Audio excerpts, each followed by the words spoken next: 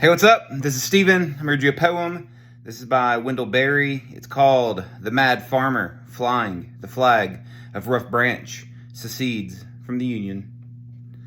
From the union of power and money, from the union of power and secrecy, from the union of government and science, from the union of government and art, from the union of science and money, from the union of ambition and ignorance, from the union of genius and war, from the union of outer space and inner vacuity, the mad farmer walks quietly away. There is only one of him, but he goes. He returns to the small country he calls home, his own nation, small enough to walk across.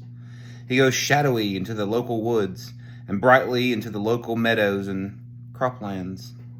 He goes to the care of neighbors. He goes into the care of neighbors. He goes to the potluck supper, a dish from each house, from the hunger of every house. He goes into the quiet of early mornings, of days when he is not going anywhere, calling his neighbors together into the sanctity of their lives, separate and together, and the one life of their commonwealth and home, and their own nation, small enough for a story or song to travel across in an hour. He cries, "Come all ye conservatives and liberals who want to conserve the good things and be free. Come away from the merchants of big answers whose hands are metalled with power. From the union of anywhere and everywhere, by the purchase of everything from everybody at the lowest price, and the sale of anything to anybody at the highest price. From the union of work and debt, work and despair, from the wage slavery of the helplessly well-employed.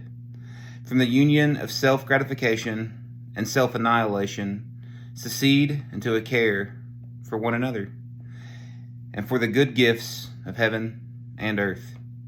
Come into the life of the body, the one body granted to you in all the history of time. Come into the body's economy, its daily work, and its replenishment at meal times and at night. Come into the body's thanksgiving, when it knows and acknowledges itself a living soul. Come into the dance of community, joined in a circle, hand in hand, the dance of the eternal love of woman and men for one another, and of neighbors and friends for one another. Always disappearing, always returning, calling his neighbors to return, to think again of the care of flocks and herds, of gardens and fields, of woodlots and forests, and the uncut grove, calling them separately and together, calling and calling.